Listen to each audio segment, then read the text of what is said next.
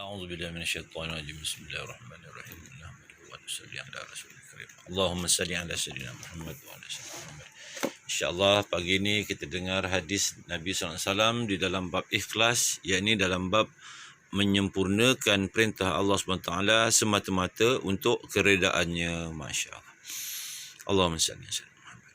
Seorang lelaki daripada Bani Aslam, iaitu Hadrat Abu Firas radhiyallahu an berkata, seorang lelaki telah bertanya, "Ya Rasulullah, apakah itu iman?"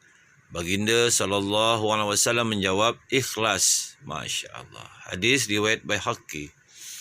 Sayyidina Abu Umamah radhiyallahu an berkata, Rasulullah SAW bersabda, bersedekah secara sembunyi menyejukkan kemurkaan Allah Subhanahu wa taala. Masya Allah. Hadis riwayat Tabrani Majma'uz Zawaid.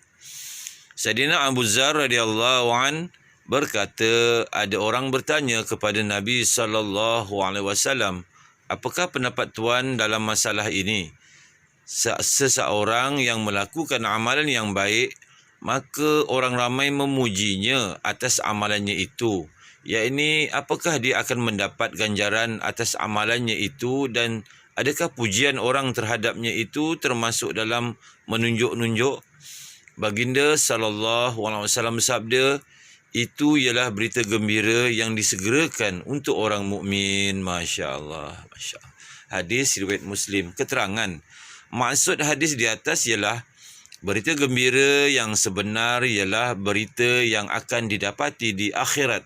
Dan satu lagi berita gembira ialah berita yang didapati di dunia ini dalam bentuk pujian orang kepadanya. Ini ialah keadaan untuk amalan yang dibuat hanya semata-mata untuk mendapat keredaan Allah Subhanahu wa taala, bukannya untuk mendapat pujian orang. Masya Allah. Masya Allah.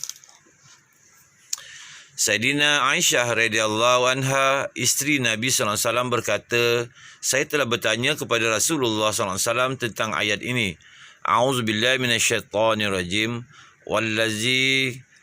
Wallazina yu'tuna ma taw wa qulubuhum wajillah, yang bermaksud orang-orang yang memberi apa-apa sahaja pemberian sedangkan hati mereka tetap takut.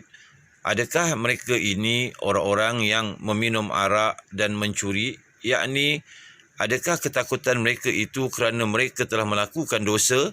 Nabi SAW bersabda, wahai anak perempuan Siddiq, bukan itu maksudnya. Sebaliknya, ayat ini menyebut tentang orang-orang yang berpuasa, bersolah dan bersedekah, sedangkan mereka masih bimbang.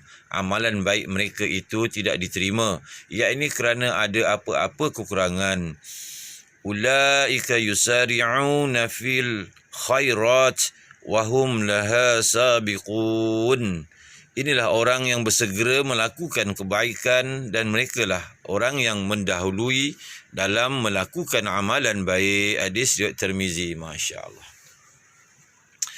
Sayyidina Sa'ad radhiyallahu an berkata, saya telah mendengar Rasulullah SAW bersabda, sesungguhnya Allah Subhanahu wa taala menyukai hamba yang bertakwa, tidak berhajat kepada makhluk dan tidak dikenali, yakni oleh orang ramai. Hadis riwayat Muslim.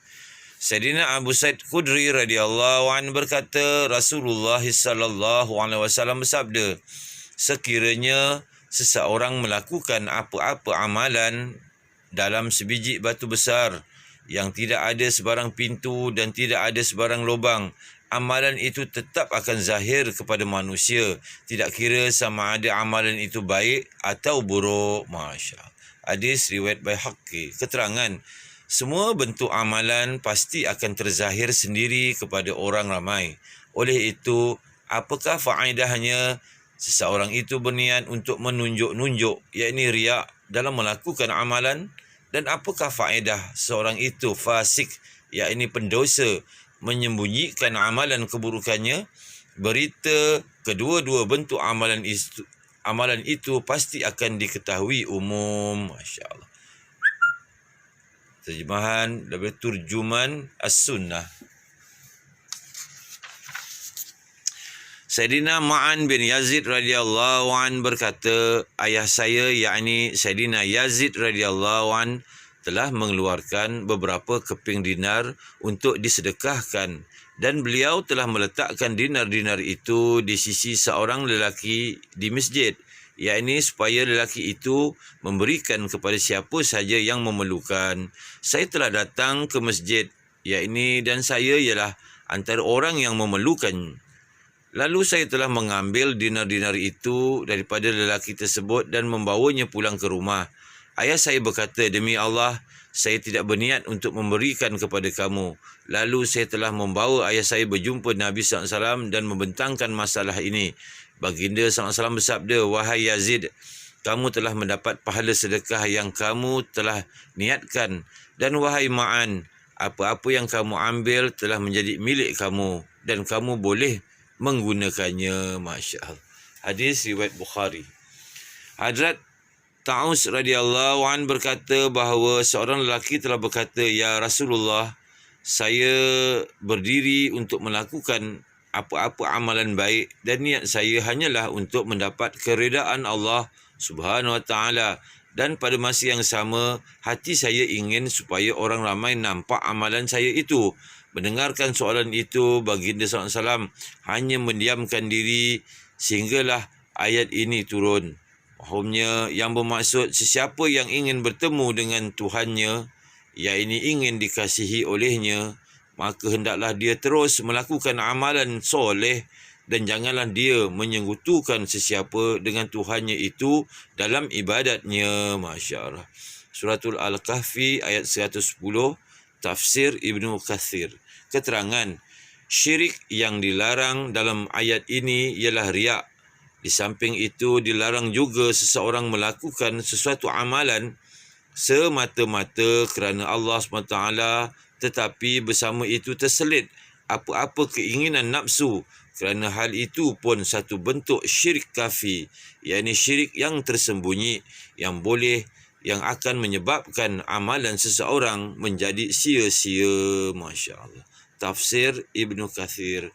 Jadi alhamdulillah, tuan-tuan dimuliakan Allah SWT. Jadi apa yang kita dengar ini, mudah-mudahan Allah SWT kurniakan kita taufik dan hidayah, dapat kita amalkan dan sampaikan. Masya Allah. Kita tutup dengan tasbih kifarah. Subhanallah bihamdih, subhanakallah wa bihamdika, asyhadu an la ilaha illa anta, astaghfiruka wa atubu ilaih.